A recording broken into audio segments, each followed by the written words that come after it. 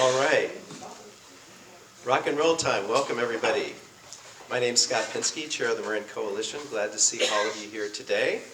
And thanks for joining us for what I think is going to be a very engaging discussion about local government agency that many of you know, and some of you maybe don't. I did not know. Marin Local Agency Formation Commission, known as LAFCo. Our honored guest today is Jason Freed, LAFCo's Executive Director, or Executive Officer, is that right?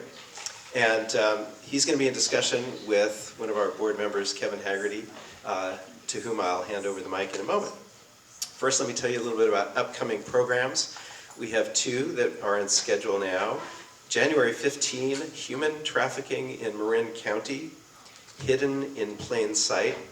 That tells you what the topic is. It's co-sponsored by two organizations, the League of Women Voters of Marin County and the Marin County District Attorney's Office. And this event is being financially underwritten.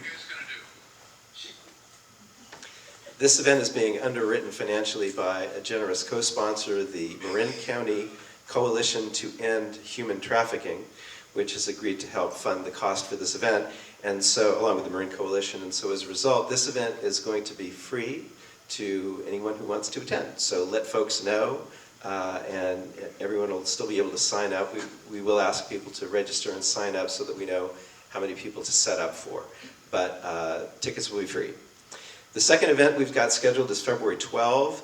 That one is called Rancho Roots, the California Legacy of Marin. And I can't say I know a whole lot about what that's going to be, but this is co-sponsored by the Marin History Museum. It's going to focus on the original land grants that were in existence during the Mexican era and life on the ranchos during that period here in Marin County.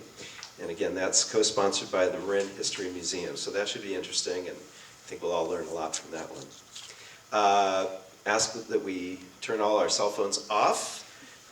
And just to remind you, if you missed any of our programs, you can always get them on our website on the archive page. There's a chronological listing of all our videos. Today is being videotaped as well. And that's about it. So let me turn this over to our moderator, our board member, Kevin Haggerty.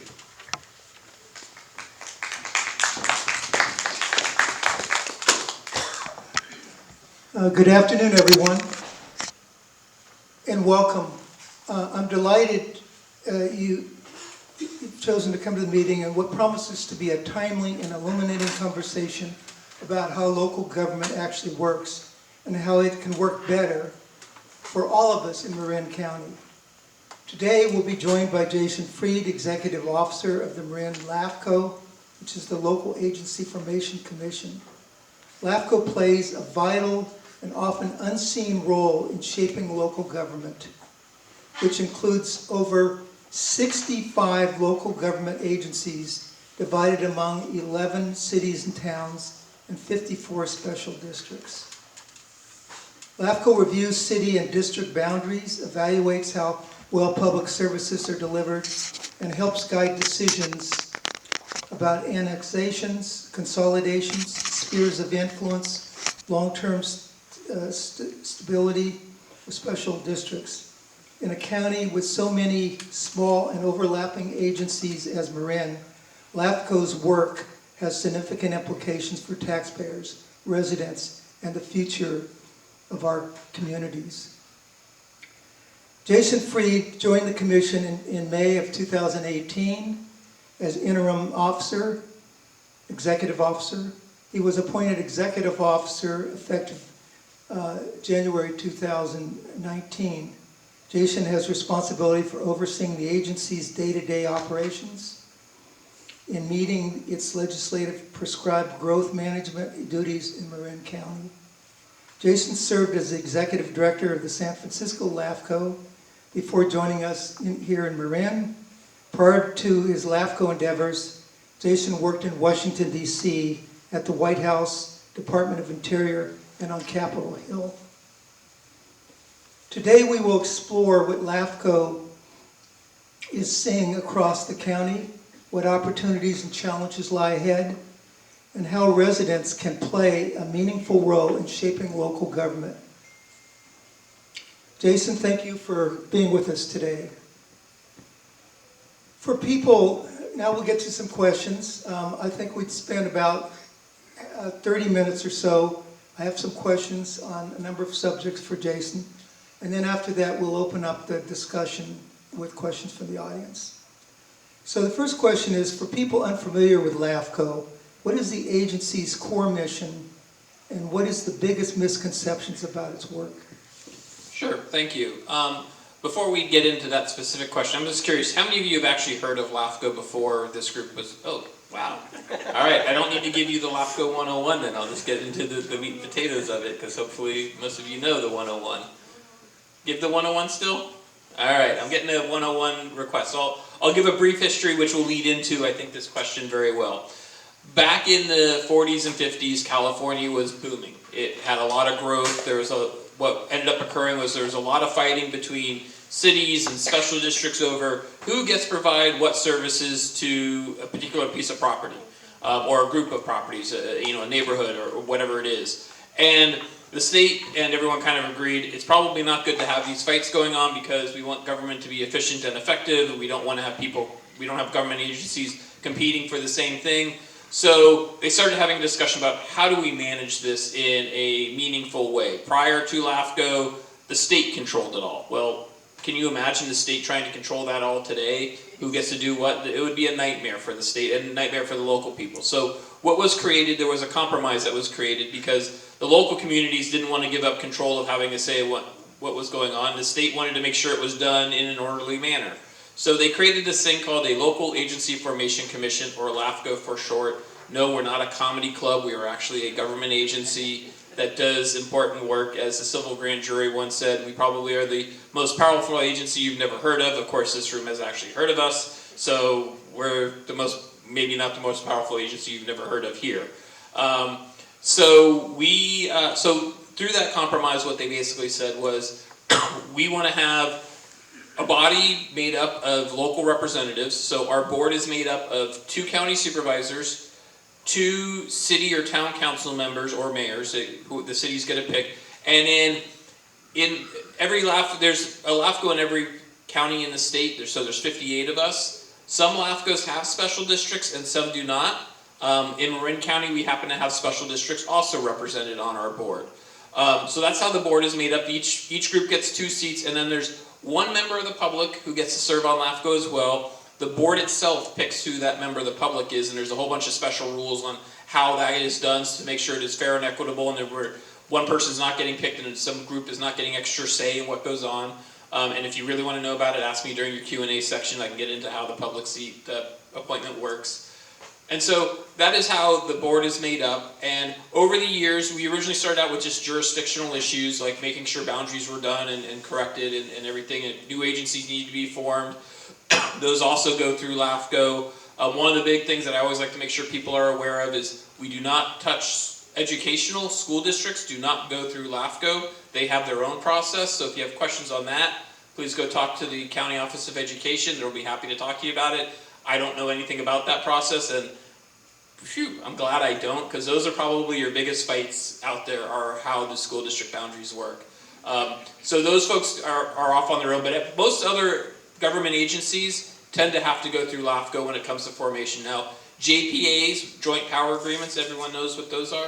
Mm-hmm. Okay. Joint power agreements are when multiple agencies come together to form a new pseudo-government agency to help collaborate and work together. So just up the street here, we have the Central Marin Sewer Agency, which is a joint power agreement between Ross Valley, Sanitary District Number 2, which is Corte Madera area, and San Rafael. They all came together to create a treatment plant. So instead of having 3 individual treatment plants, you now have 1 treatment plant that serves all 3 of those jurisdictions. So they formed this JPA to do that. That's what a JPA is. Formations of JPAs normally don't go through us. Occasionally we have an interaction with them, but those are rare instances. So that's where LAFCO's come from and started. Over the years, they've given us other responsibilities, these things called municipal service reviews. We study our member agencies, make sure there's a checklist of things we need to make sure they're doing, set by the state legislature. So we do our municipal service reviews. You can read all of them on our website. You were talking history earlier.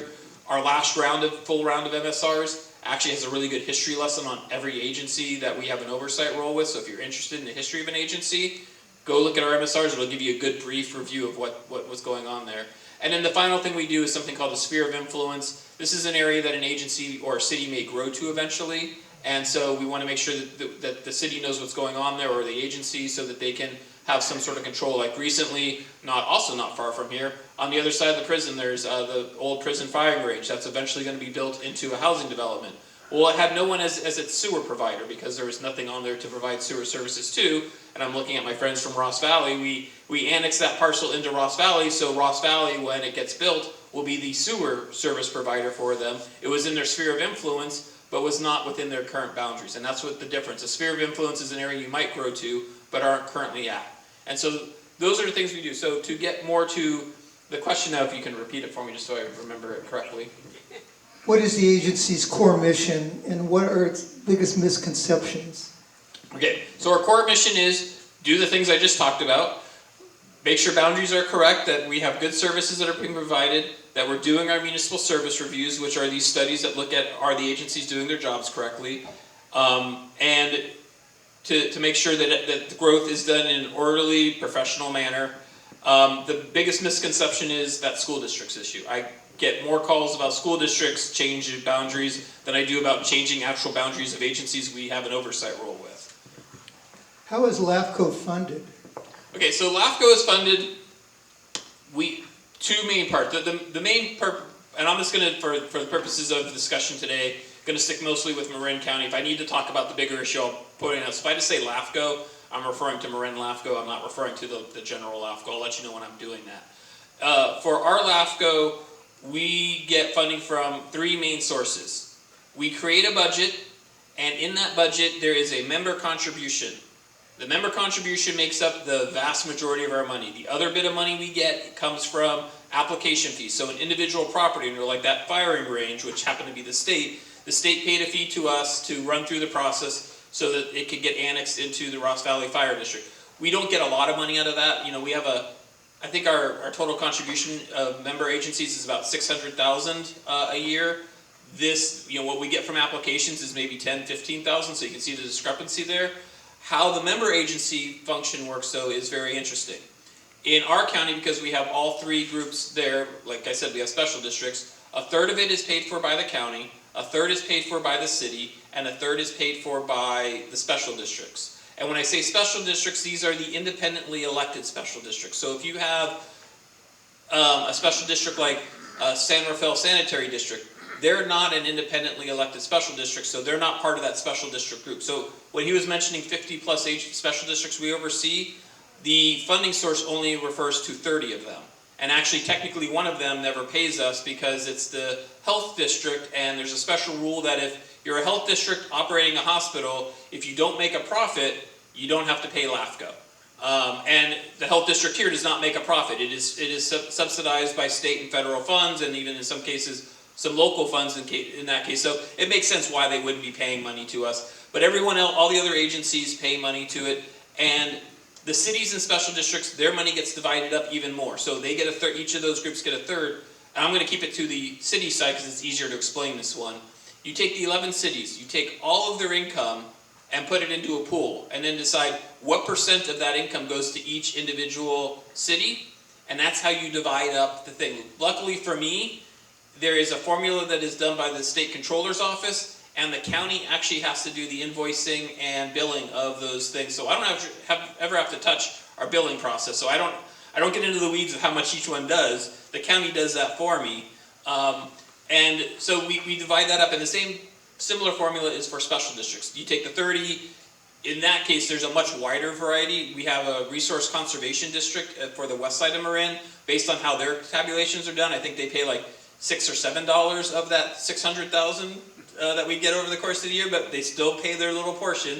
And Marin Municipal Water, which is the big water district, they are the biggest one. I forget how much they pay, but they are the top end. And the Resource Conservation District, I always remember that one because it's only a few bucks that they have to pay, but they're in the process. How does LAFCo decide when to initiate or study a reorganization, annexation, or consolidation issue? So there are two ways that we can go about it. The state government code says LAFCo can initiate anything at once. It is a very long, hard process to do it when we do it on our own. In Marin County, we try and use the approach of working with our member agencies and having them be the applicant to LAFCo.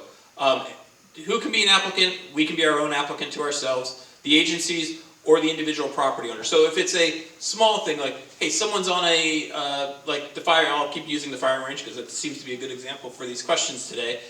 They were not on anyone's sewer system. So they were the applicant, they came to us and we worked with the Ross Valley Sanitary and we worked with all the other agencies that need to be worked with and determined that we're gonna annex. So they became the applicant.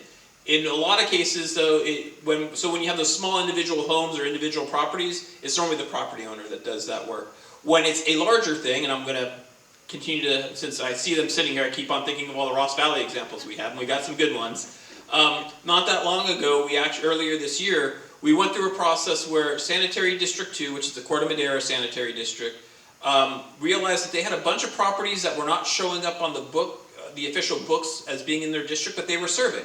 And so we needed to fix that situation. So we went through a very long, drawn-out process of figuring out who exactly are they serving and who's not in their system. Well, what we realized during that process was they shared a boundary with with Ross Valley Sanitary, and there was this interesting little stretch of properties. Along this stretch, it was, think of single-family homes. On one side was a street, on the other side of the homes was another street. Well, Ross Valley had a pipeline going along one street, and Sanitary 2 had a thing along the other street. And so some of the houses were connected to one, some of the houses were connected to the other one, and no one really paid attention to the map as to which one they were technically supposed to be in. Now we could have been bullies and said, well guess what, you're in the wrong district, so take your laterals and move them to the other line. But instead what we said is it's much easier to change the map. And so we went through a whole process of changing the map structure, and Sanitary District 2 and Ross Valley jointly became the applicant in that case. And so they came to us because that was I always try and find what is the quickest, easiest way to make everybody happy. It's hard to do at times, but in this case, the quickest, easiest way to fix it was have the two of them give me a joint resolution and do this project together. And we were able to relatively quickly. We had some delays in it because of the sphere of influence, which is a very boring discussion. I won't get into that side of it for you. But we ended up going through this process of correcting it. So the applicant in that case was the two districts being the applicant. We went to all the property owners and said, can you please sign this piece of paper for us? Because by signing it, it helps speed up the process because it was a consent form. And we said, well, if you don't consent, then we're either going to have to cut you off of your sanitary services or you're going to have to do your own application in the future. And everyone very quickly said, we'll sign, which was a good thing. And so we were able to rush through that, get through that process in that way. And like I said, LAFCo can also be the applicant. We can initiate our own, but we tend not to do that because that tends to be the case. The last time that I'm aware of that Marin did that was for those of you from the southern part of we're going to continue with the sanitary district discussion. Southern Marin has 4 little small sanitary districts, and we wanted to see them consolidated. The folks down there did not want to consolidate. This was before my time, this is not how I operate, but we tried to do a forced consolidation. And that was not something that was very well received by that local community.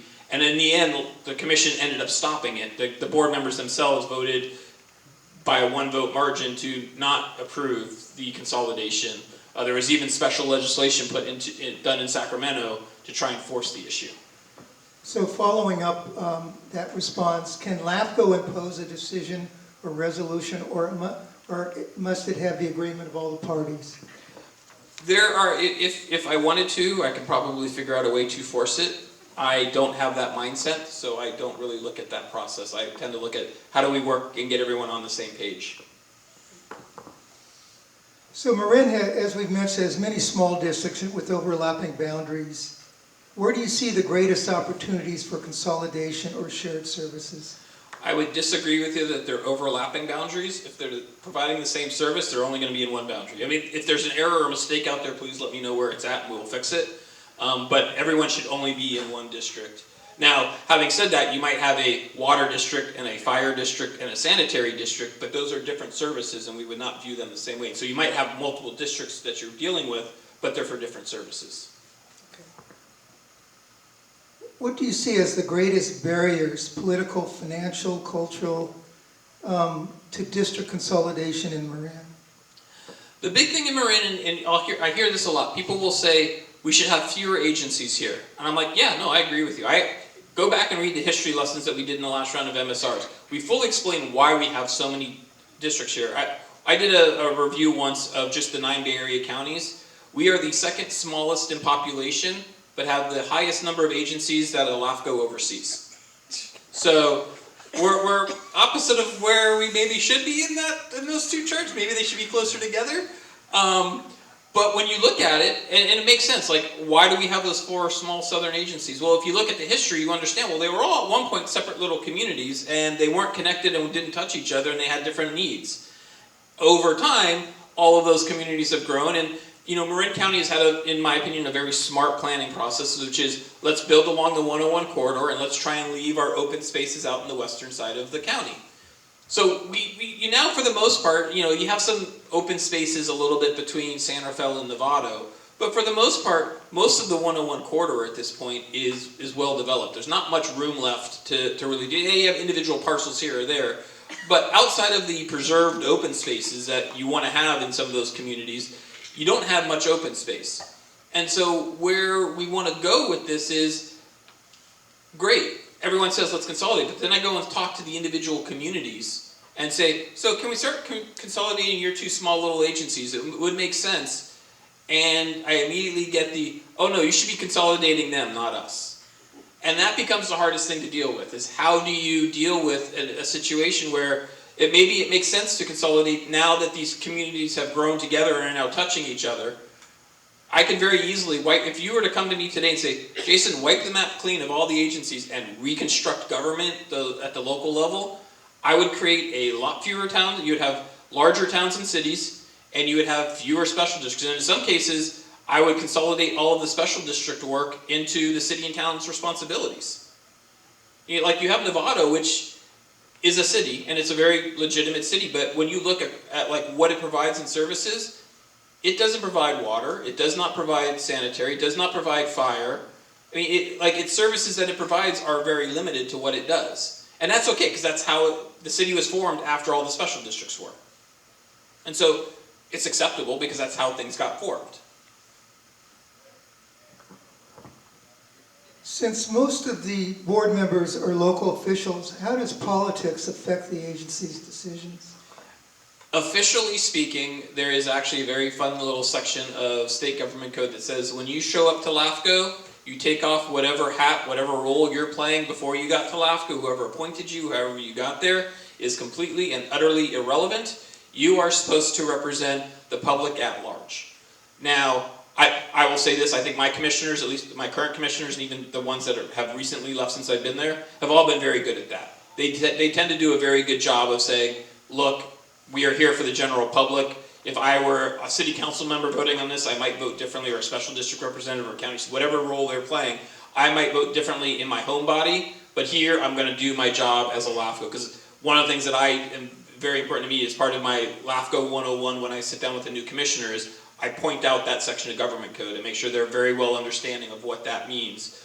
So we don't have that problem here per se, but I have heard stories in other LAFCos where someone shows up and they're looking at their personal interest, which is I need to get reelected to my office, and if I vote this way, that means I don't get elected to my local office because of that. We don't really have that problem here. I like to think that I partly do a good job for my commission in getting all the controversy wiped away before it gets to them for review, but that's not always the case. There are occasional controversies that they have to decide on. It's not my decision to make. It's at the end of the day, they make the decision. But in Marin County, you see most of our votes are normally unanimous at the end of the day. Great, thank you. Let's talk a little bit about LAFCO's studies and priorities. What are LAFCO's top priorities for the next 12 to 24 months? Okay, so we have, I'm going to actually give you a little bit longer than that. We have, our MSRs are probably one of the main driving forces of LAFCO. We haven't gotten into the weeds of what they are yet, but they're these studies that we have to do. Government code says we're supposed to do them every 5 years, comma, as necessary, ... So there is a huge debate statewide amongst LAFCos as to what does that comma as necessary ... mean? Does that mean we do them every 5 years and sooner if necessary? Does that mean we do it once and then we never need to touch it again until it's necessary? And we're all over the place. Marin LAFCo, given the number of agencies we have and the size of who we are, I think we have done an excellent job. We recently completed a complete round of MSRs, the first time it's ever occurred in Marin County's history. We actually got every single agency we were supposed to do an MSR for through the process, plus a few JPAs that are technically not MSR reviewable, but they do something very important that impacts one of our member agencies. Like CMSA just down the street has a major impact on Ross Valley Sanitary District 2 and San Rafael Sanitary District. And so we had to do an MSR to understand how they operate, to understand how it impacts the agencies that they're a part of. So we have just started our new round, and we decided that we're going to try and do another round within a 5-year cycle. We did our last one in 5 years and 4 months. I like to say those 4 months were because of COVID, because when that occurred, we were trying to get information from agencies that were part of that round that when COVID, like when government just kind of shut down and everyone would go home, don't go to the office. Well, people weren't set up for remote working in a lot of agencies, and all the materials we needed were in the office that they couldn't go to. So we had to slow down our process as well, but we did a very good job, I think, in getting all those done. The other thing that we do is, we have a few big picture projects that we're working on. This isn't what's in our future plans, but an example of it was, we did that big work on Sanitary District 2 Ross Valley's boundaries. Well, now we're doing one with San Rafael. And so that's one of our projects that we're working on to fix all of their boundaries. We found this good process, and now we're going to go through every agency that we have that's willing to work with us and figure out to make sure their maps are also correct. Can you talk a little bit more about the MSRs? What's in them, and who prepares them? Okay, so that is an hour-and-a-half presentation in itself. We've actually done a half-day work. Words or less. Yeah, I know. I was going to say, we have done a workshop on what an MSR is. So if you really want to get into the weeds and want to watch an hour-plus, or actually 2-hour-plus presentation, it's on our website. You can actually watch it. But to get into the basics of an MSR, they are mandated kind of by state. It's a weird, once again, it's that 5 years comma as necessary. Now that we've done a complete round, technically I don't ever need to touch it again unless, the main thing the reason that drives you have to do a municipal service review is if you want to change an agency's sphere of influence, you have to do a municipal service review to change the sphere of influence in any meaningful way. Now, if we recently did a MSR, we can go back and change the sphere of influence later, like we've done. Like when we have these single parcels, we can use the previous MSR in every case right now to say that was recent enough. What we're doing in a single parcel application isn't going to change much, so it's okay. But the municipal service review itself, like I said, it has 7 checklist items. I'm not going to go over the exact what's in them, but I'm going to give you the high-level concept for ease sake. Do you have a capital improvement program? How are you financing? We're not auditors ourselves, but we will look at the audits. We will look at your financials, make sure, are you bringing in enough money to pay your bills? And are you not just paying your today's bills, but are you able to do those capital improvement programs down the road? Like I'll keep on picking on sewer agencies because it's a fun thing to pick on, I guess, tonight for me, is, they got to occasionally replace, granted it may be 50, 70 years, whatever it is, for them to replace their sewer lines or to redo their treatment plant, but those things need to be done, and those are big, expensive projects. So how do they have plans to do that when the time comes? Some agencies are like, we're putting away a little bit of money every year, and that's going to help pay for it. When we get those big picture projects, we're going to use some of that money, but we know we're going to have to go out for a bond because we're not going to have enough money in our account to do it, so we're going to go out for some sort of special financing type situation. And they explain to us, here's what our project is, here's how we're doing it, and we review it and say, yeah, okay, that makes sense, that's good. So if Novato, the city of Novato, wants to take over the fire department, which is a district, right? Would they prepare the MSR?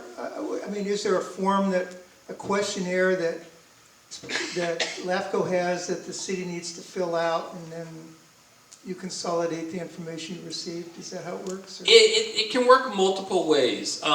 If what I call that traditional MSR that we've been doing, those are all done in-house by us. If it's a special one where you're doing something beyond just a basic review, and I'm going to move away from your hypothetical to a real example. Southern Marin Fire and Mill Valley were sharing fire services for a while. They, as we like to say, they were dating. They were seeing, hey, can this relationship work out? Turned out it was working out great. And Mill Valley wanted to get out of the fire business and hand over those responsibilities to Southern Marin Fire. Well, in order to do that, we need to do a very comprehensive municipal service review. That's well above anything my brain can do or my staff's brains can do. We're smart people, don't get me wrong, but these are very technical things that you have to get right. You cannot make an error when you're doing these reports, because it can have dramatic impacts, and the last thing I want to do is oversee something and have it a few years later go bankrupt. Because that's what can lead to a bad municipal service review occurring, is an agency goes bankrupt. So we don't want to ever see that occur. That's our job, is to keep that from occurring.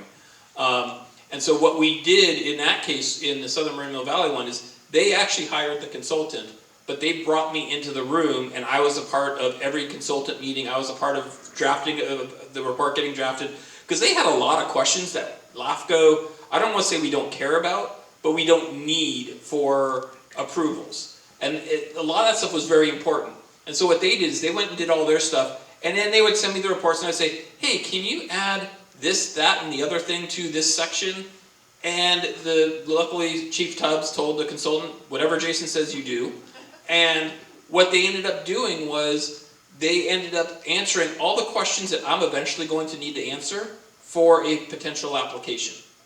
And so by doing this and coordinating and working with them in a very collaborative way, we were able to have this very expensive report that they were doing, add a few little points in for me, and we had an application ready to go the day they presented it to me.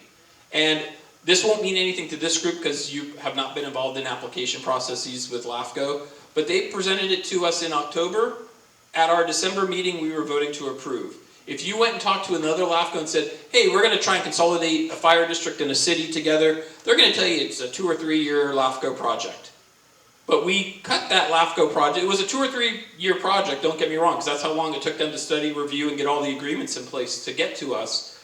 But because they included me in that early section, we were able to get that work done a lot quicker, and it was a 2-month rather than a 2-year project for LAFCO, officially. I mean, I was in those meetings for 2 years, but you get the point.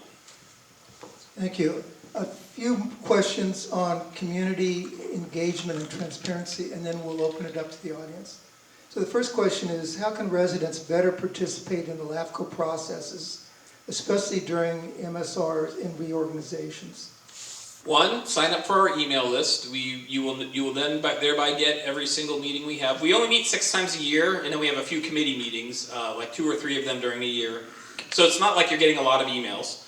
But we will send you what our agenda is. You can see what it is. When we do an MSR, our current process is, and we're actually doing it tonight, technically it's not an MSR, it's a special study. We're tonight going to be giving a public presentation on our county-wide fire study. It's a special study, not an MSR. Doesn't follow all the same rules as an MSR.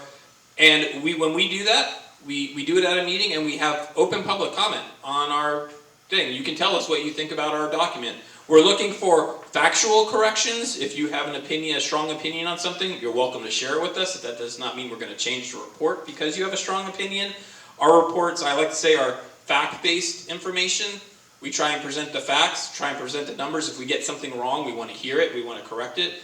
We will give recommendations of what we think should occur. Some of them are things that LAFCo can work with you on. Some of them are really outside LAFCo's formal jurisdiction, but are things we understand and know about. So you can comment on them. You be involved, pay attention. We meet the second Thursday at currently at 6:30 in the evening at the 1600 Los Gamos, which is not too far from here. So anyone that wants to come to tonight's meeting, you're welcome to. We do hybrid, so you can join by Zoom. All of our meetings are recorded and put up on our website normally within a week of the meeting. Our website has the video up. We work with the Marin TV folks, so I think you can even watch it on their channel whenever it gets to their rotation of things that they present. So there's a lot of ways that you can be involved in. Just show up. I mean, that's the most important thing. Show up or watch and give us comments.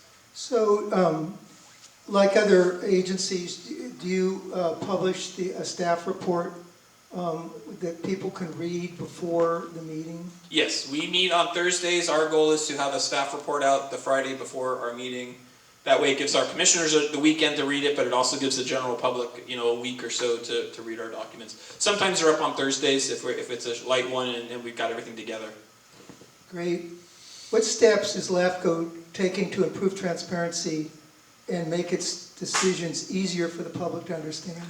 I think we do a pretty good job of that already. If anyone has suggestions, I'm happy to hear them. But I think we are pretty transparent. As I like to say, we're the ones that make sure everyone else is being transparent. So if we're not being, we're in trouble. Our website, we actually use a website platform that is developed for California special districts because it has a lot of the transparency requirements in it. So I purposely signed up for that platform. Even though we're technically not a special district and don't have to follow all their guidelines, we still follow all the same guidelines for the most part. The one thing that you won't find on our website that someone complained to me about once was we don't have our jurisdictional boundaries. Well, we technically don't have jurisdictional boundaries, so if you go to that page of the transparency, you see nothing, because I don't have a boundary. It's Marin County, kind of, but it's technically not Marin County either. And one last question. Do you think that LAFCo receives enough community input, or is it usually agencies speaking on behalf of residents? I will say this, when we first started the MSR, that first round of MSRs that I went through, we got a lot of comments on the San Rafael area MSR. We got some good comments on Novato, and after that it started to peter away, and I think it was partly because I learned Marin County, and I learned for lack of a better term, how to say things in a better way so it was understood what it was. We tend not to get a lot of public comment anymore on our MSRs. I will freely admit there are things you read when you want to go to sleep at the end of the day. They're not the most exciting reports out there. Sorry. It is what it is. I like to say we're not getting the comments that we used to get, but I know people are reading it. So to me that means we're probably doing a good job, and it's hopefully helpful. If people think that there's something that we're missing, by all means tell me and I will tell you right off the bat, give me your suggestions, but understand there are certain things state government code tells us we're supposed to do in an MSR, and that's how we have to do it. So if your suggestion is something that has me violate the state government code, I'm going to tell you, sorry, I'm not violating state government code. That's not my job. I guess you're still dealing with the issue of a lot of people have not heard of LAFCo, Yes. don't know what they do, and as a result, it's hard for them to comment or get involved. Yeah, I agree with you on that. I did try when I first started to work with Nextdoor to see if they would give us access to the Nextdoors that our office is not located within, and they basically shut me down on day one. They refused to listen to the fact that we're a government agency that impacts these communities outside. I tried to equate us to being similar to Marin County, where we do something that impacts every single resident of the county. And they just absolutely refused to give me access to other things. Because my goal was, well, hey, when we have an MSR for an area, can I just click on the map and click all the neighborhoods that are impacted by this MSR and let everyone read it? Unfortunately, I don't know if I couldn't find a better way to try and get out there. So, we work with our commissioners to help get the word out. We try and get word out when we're doing an MSR in an area. We do our best, but the easiest way is get on our email list. It's not hard to do. And you will be aware of what's going on, and tell your neighbors, hey, get on this email list. Be aware of what's going on. So there's not a specific requirement with your MSI, if you're considering an action involved with a local jurisdiction, that jurisdiction is educated or better informed? Legally speaking, no. Practically speaking, I do what I can, but I have very limited resources. Okay. Well, Jason, thank you very much. I certainly learned a lot, and I think it's time for the audience to ask Jason some questions. Why don't you take this one? Yeah, we'll trade there. All right, we're going to turn it over to you folks. First of all, the 6 board meetings a year are where? They're currently, and this could change tonight if my commission decides to change meeting locations without telling me, but they currently are at 1600 Los Gamos, which is the new Kaiser building. It's the one next to that. We meet for those that you might be aware of this, the Wildfire Authority also has space there, and they have a meeting room. We meet in their meeting room that is actually set up with the Marin TV system in it, so that's why we use that meeting room. And it's 6:30. Anyone that wants to come tonight, feel free to join. And also on Zoom. And it's also on Zoom. Go to our website. You can get the Zoom link off of the agenda. It's on our. Go down to the bottom of the front page. We always have our latest agenda sitting at the bottom of the page. All right, now it's open to you folks. Here we go, Al. Well, first, you spoke about basically not trying to force districts to join. Do you have a situation, you ever have a situation where there's a sort of hostile takeover attempt, where one district wants to join with another district and the other district doesn't want to, but the first one brings the issue to you? Well, maybe, kind of. We have a situation where an agency wants to remove a service they're providing that technically they should not be providing under state government code. If the county needs to take over the service and the county is refusing to do it, so we're not forcing the district that shouldn't be providing the service to get rid of it, because we don't want to harm the people who need that service and want that service. But we are trying to work to figure out a way to get the county to understand perhaps this would be better run by you than by this small special district. And I'll keep the names out of that for those that want to stay innocent. I'm wondering if you ever get involved in discussions with the state or the federal government. No, we don't have any jurisdictional oversight over state or federal. The only time that we get involved with them is like the firing range, where they have a property and they need to get services from a local agency and they're outside the boundaries. That's the only time I deal with state or federal for the most part. I'm wondering if there's some boundary issues or maybe changes, maybe less, so the boundary lines might change, even federal government or state in that regard. We have no jurisdiction over state or federal boundary lines. They wouldn't want to talk with you. If they wanted to change something, they'd change it on their own. They don't go through us. All right, we have a question over here.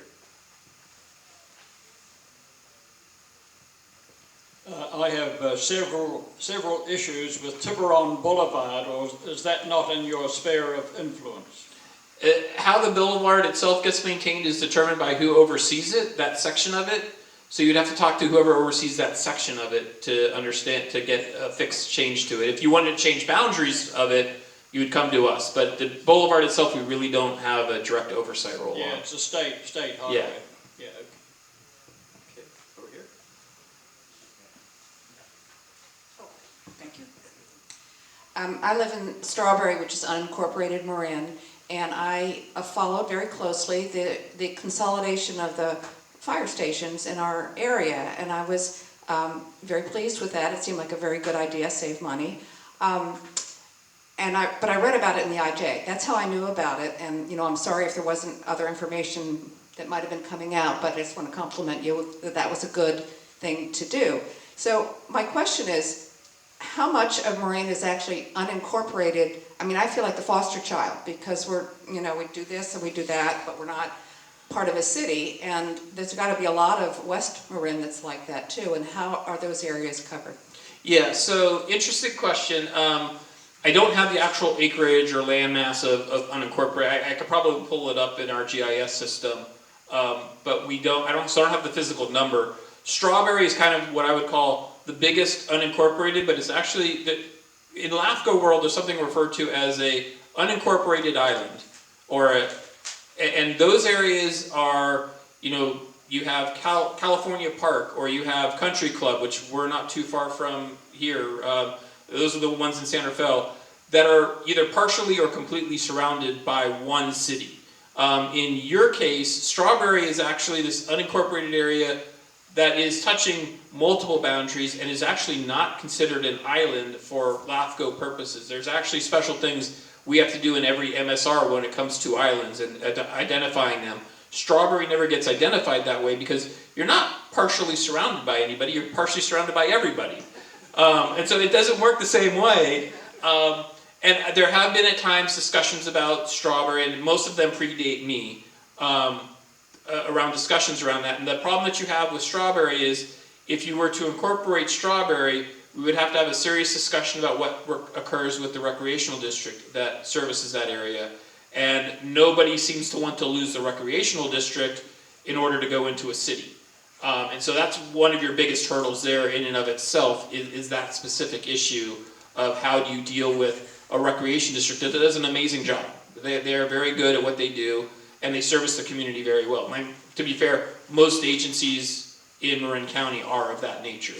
We are very lucky in Marin County When you look at other places across the state, you don't have that same level of commitment that we do with the agencies and protecting. That's one of the reasons why sometimes it's hard to consolidate, because you have agencies that are doing a very good job. So I can't use the argument, well, you're failing at your job, so we need to consolidate you in order to do it. That's where a lot of consolidations tend to come from, is one agency is failing, and we merge them with a successful one next door, and that's how most consolidations in the state tend to work.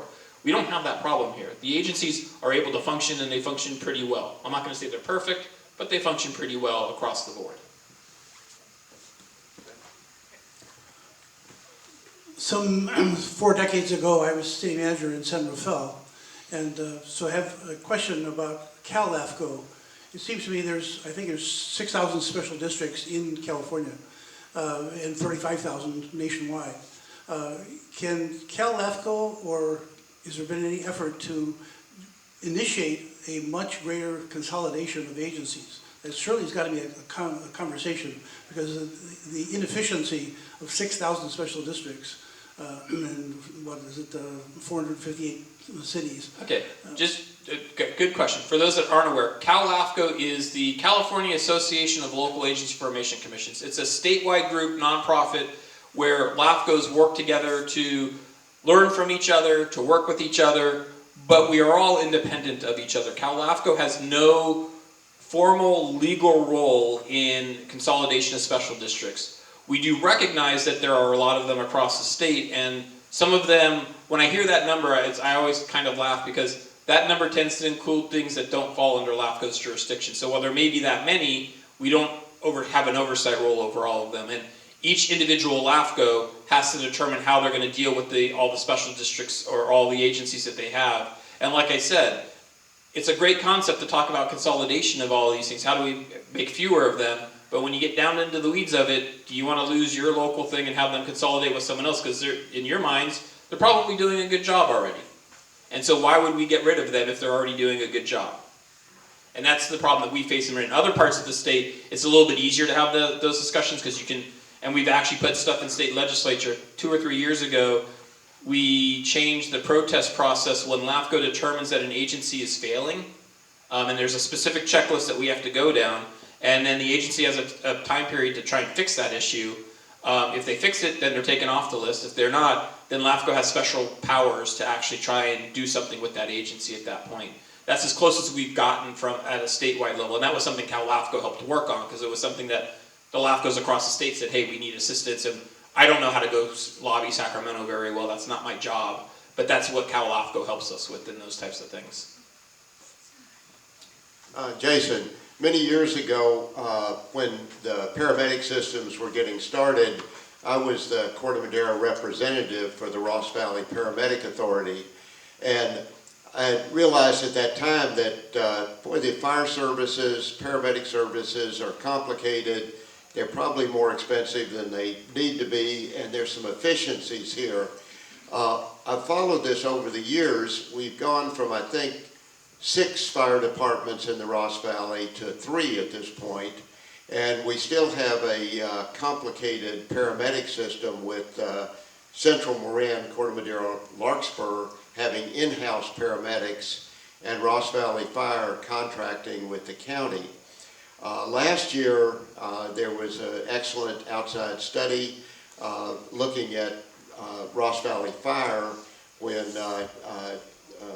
Jason was going to step down as acting fire chief. That's Chief Jason Weber. Jason Weber, Jason yes. And the recommendation was there would be some cost savings if the fire services within the Ross Valley were consolidated. This would also create an opportunity to bring paramedics in-house. You'd go from having, 3 JPAs to 1 JPA that would be fire paramedic, 1 chief, 1 integrated system throughout the Ross Valley. For reasons that weren't totally clear to me, that didn't happen. I've sort of advocated for this. I've written letters to the editor. I've appeared at the Paramedic Association meetings and such. What do we need to do to make that happen? Well, first off, and this is an interesting thing that no one's ever been able to give me an answer to, LAFCos don't oversee paramedic districts. They are technically independent and separate from the fire department. And we oversee fire departments, sure, that's part of our responsibility, but paramedics districts don't fall to LAFCO. I've never understood why, no one's been able to explain it to me. It's just the way the state government code is written, and it's how it works. So I can't directly address your paramedics side of your issue, unfortunately. I follow it, don't get me wrong, because that has such an impact on the fire agencies and their budgets. So we do pay attention and follow it. I don't want to say like I'm blind to the issue. I would love to see ways to fix it. And the reason why you might have seen me shake my hand a little bit like, well, maybe there's not as many, there's more fire agencies in the Ross Valley area, is depending on how you count it. There is fire departments, and that is easy. There's 3 of them. You've got Central Marin Fire, Ross Valley Fire, and Kentfield, which is its own little independent group. The thing with Ross Valley Fire and Central Marin Fire is they're actually JPAs.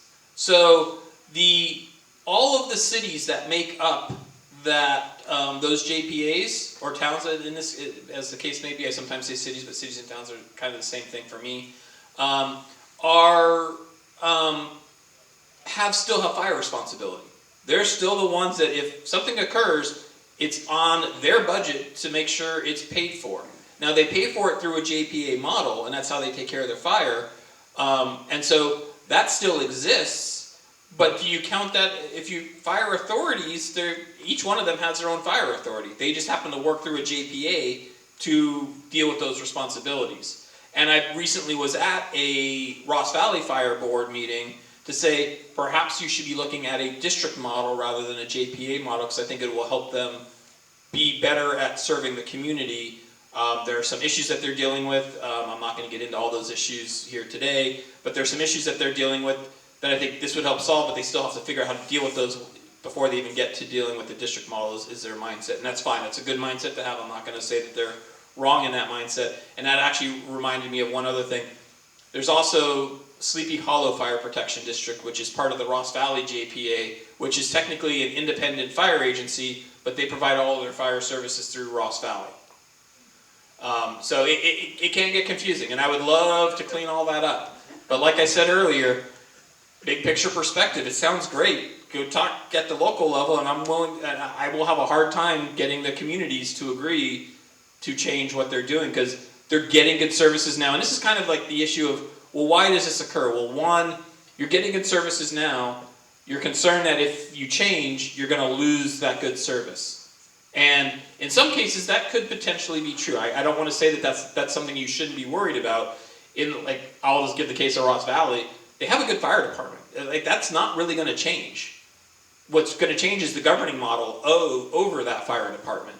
That's what I'm trying to change. I'm not trying to change the fire department. I think they do a good job, generally speaking. So I know I answered part of your question, and unfortunately I couldn't answer the other part. Minister Spotswood.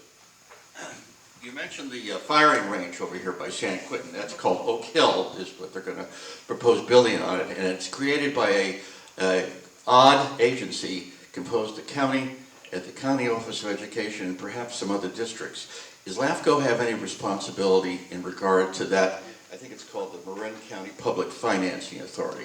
No, that financing authority, I believe, is under a JPA model, and like I said, we don't generally deal with JPAs. I think they might have to file some paperwork with us. So there was some strange government code section that was created a few years ago that said certain types of JPAs, not properly defined in the state government code, have to file paperwork with us. And so we just told a bunch of agencies, if you think you fall under this code, we think, we read it and kind of said, we think these, I think there's like 10 of them that we say, you're probably smartest to do this for, but we're not responsible for actually collecting them. They have to submit it to us, so they might need to submit paperwork to us, but outside of that, we have nothing to do with that financing authority like most financing authorities. We just don't, they're not LAFCO jurisdiction. But I do know the project you're talking about. Questions over there. Jason, while I'm walking, let me just ask you this. You mentioned, for example, in South Marin, the 4 fire authorities or agencies that did not want to consolidate. Sewer, not fire. Oh, sorry, sewer. That did not want to consolidate, and I'm kind of curious as to what arguments they made to argue against it. And a sort of related question, I guess, would be, do you have any personal, and I don't know if you can even talk about this, but do you have any personal targets of your own that you think of as, well, these would be great agencies to put together to, you know, create greater efficiency, save some money or whatever? Yeah, okay, the first part is, I was not here when the sewer agency consolidation stuff worked, but I did read through a lot of the old paperwork on it, and a lot of the old comments that were made. The general argument that was made at the time is, one, each agency has a different need. You know, like some of them are because they're so small, they're like literally like a hillside, and so everything flows downhill, so they don't need to have pump stations, and they don't need to have all these other things. And this other one services another area, and it's all flat, so they have to deal with flat. This other one has some hills in it, so they have to deal with pump stations and how to get stuff to the treatment plant. And so each of them had their arguments as to why they were different from the other one, and so therefore they all had different rates, they all had different things, and they said we shouldn't be consolidated. And I will say this, I personally think that the way LAFCo did it in the past was a mistake, was wrong, but I do think that there is a way to consolidate them where you create one district with 4 zones, and each one can keep their individual rate structure, can keep their system the way they need to be kept, and each zone pays for itself, and you consolidate to one board. Because when you look at those 4 agencies, 2 of them are generally pretty good about getting people to run for the board. One of them, a majority of its board has been appointed by the Board of Supervisors to get them started on the board, because no one decided to run for the board. That to me is a problem.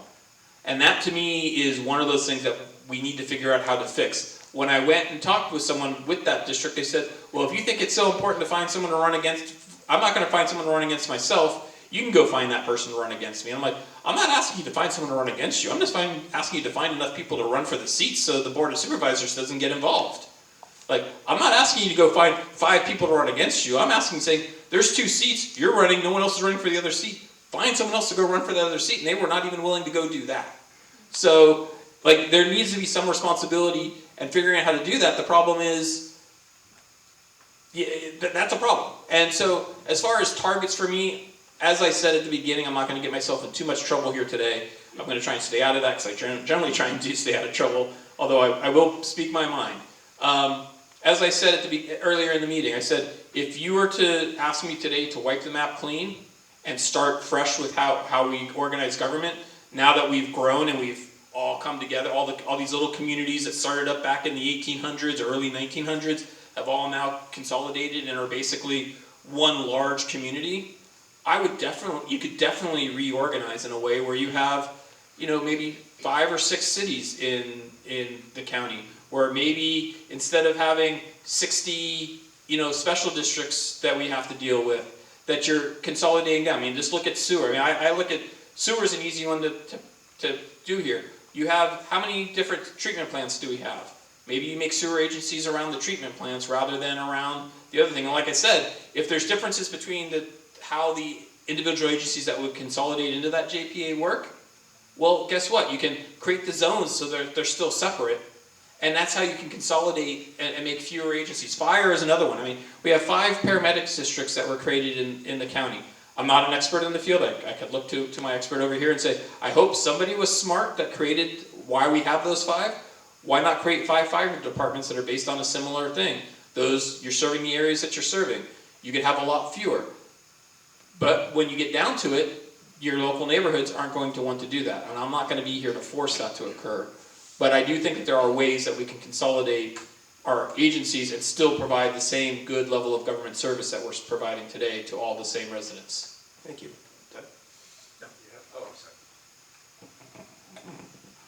My question tags on that little example you gave of the person who did not want to find another person to join them on the commission. One of my pet sadnesses with government processes is the adversarial decision process that is used in cities and county and many agencies. As they say, if you want to fight, use an adversarial decision process. You sound as if you've been able to avoid a lot of that with LAFCo and more or less build a consensus But do you see sometimes situations where your consensual process has trouble with the cities and counties that use an adversarial decision process? You know, the reason why I try and take the approach that I take is simple. There's something we haven't talked about yet. In the blessings of the state legislature have said, if we try and take an action, there's what's referred to as a protest proceeding that follows it. So if you have a group of people that do not agree with what you're doing, they can go out and issue that protest proceeding and kill what you've just done. And an individual house getting onto a sewer line, we're going to ignore that. That's easy stuff. No one ever protests that stuff. But if you're doing these big projects like Southern Marin Fire, Mill Valley, took 2+ years of planning to do. And we're not even counting like all the early stuff that they did as they were working together as a one fire department. That took 2+ years of work. I would hate to go, and that's what a big project takes. It takes a couple of years to really go through it properly and do it correctly if it's a big project. If I'm going to see that there's protest proceedings coming along because there's a board or a group that is opposed to it, you take a board of directors who opposes what LAFCo does, they know their local neighbors. I don't know the people that live in their neighborhood, but I guarantee you that board of directors, especially for the smaller agencies, knows a good number of the people who are the voting delegate, who are the voters or the landowners in that area. And they can go through this protest proceeding. A protest proceeding is difficult to do, but not hard to win. What you do is you get 25, and protest proceedings can vary a little bit. I'm going to give you the most generic version of it. You basically go out and get 25% of the either registered voters or property owners to sign a petition saying, we don't agree with what LAFCO just did. There's a window when they can do that. They submit that the county figures out how to recognize, like if it's registered, we'll say down the registered voter one because that's the easiest one to do. They will go to the register of voters thing, match signatures, like think of a petition, a ballot measure that you go out and get signatures on. Similar type process that the county takes to verify its signatures and verify that it's correct. And so you get 25%, that triggers an election. You get 50% or more, and that automatically defeats whatever LAFCO did. So I will have just spent 2+ years working on a project only to come to the end conclusion that the public didn't want it. They went out and got all the people's signatures they needed and instantly killed all those years of work. So for me, I'm pragmatic about it. I don't mind doing hard work. I like doing hard work. It's what my job is. But I also don't want to spend 2 years doing a lot of hard work to see it fail and know that it's failed when it gets to the end. A lot of these, like I was talking about island annexations, I would love to get those islands annexed into the jurisdictions that they're surrounded by. But the reality is, and I'll give a good example here, there was one of them when I did the San Rafael one, the very first MSR we were working, I had a consultant helping me because we didn't have fully built up staff yet. I was rebuilding the organization. And we made a comment, and even before we had agreed to a schedule of what we were going to do, we had a draft schedule out there, said San Rafael area was going to go first. I had one neighborhood group show up at our office, ask for a meeting, showed up, we had the meeting, and basically read to me what the protest process was and said if I ever attempted to annex them into the city in this MSR process, they were going to protest and they would win. And they knew that, they knew it better, especially at that time, they knew that process better than I knew that process. So it's clear that San Rafael, those folks had it, but that's true across Marin County. People understand, those that live in those areas, there's someone in that area that understands the LAFCo process and knows how to use it to stop what I'm doing. So I'm not going to move forward with something in an adversarial way. And it's also just not in my personal nature. I try and avoid the adversarial stuff whatever humanly possible. Sometimes it props up and I have to deal with it. That's part of dealing government. But I will try and avoid it. I will try and bring everyone together and come out at the end with a conclusion that maybe doesn't make everyone perfectly happy, but something that everyone can live with. And that's what I like to try and take and present to the commission, is that final product where my commission doesn't even know a lot of the work they know that I'm doing a lot of work, but they don't know the exact details of what was done. They just know that I've given them a nice little package, tied it up in a nice bow, handed it to them, and they said, thank you, we're happy to approve. When there's an island annexation or integration proposal that's set forward and there's opposition, are the people opposing it the people in the island county or the people in the city that's going to absorb it? Not to get too much into the weeds, but the actual protest process is only the impacted people, and impacted people is defined as those that are in the application itself. So if we were annexing an island, it would be the people in the island. If it's the that Ross Valley Stand 2 coordination stuff I mentioned earlier, where we did that, only those properties that were switching boundaries actually were allowed to protest. Now for them, we went out and got that consent form I mentioned to you, and so I knew there was going to be no protest because we got 100% consent, which actually allowed us to speed up the process and cut a few corners that wouldn't be cut if we didn't have all those consent forms. And we came very close to not getting one property because it was a marshy area that no one actually lived on, and trying to find the owner of that property was a real big hassle. But in the 11th hour, my clerk did an amazing job, was able to find someone who knew who owned that property and track that person down and got a consent form, so we were able to use that quicker process. Michael, did you have a question? Okay. We have a little more time if anybody else has last minute. Otherwise, we can wrap it up. Okay, looks like we've come to the end. Thank you, Jason. My pleasure. All right, so you want me here? I don't care, wherever. I'll just stand on the. So you all know the upcoming events. We're still planning to fill out the schedule for March, April, May, and so forth. But at least we've got 2 events for 2026 scheduled. Hope to see many of you there. Thank you for coming. I learned a heck of a lot today, but and I know you did too. So thank you once again, Jason, for an amazing presentation. And we'll check you out on the web and maybe come to some of your meetings. All right, thanks everybody.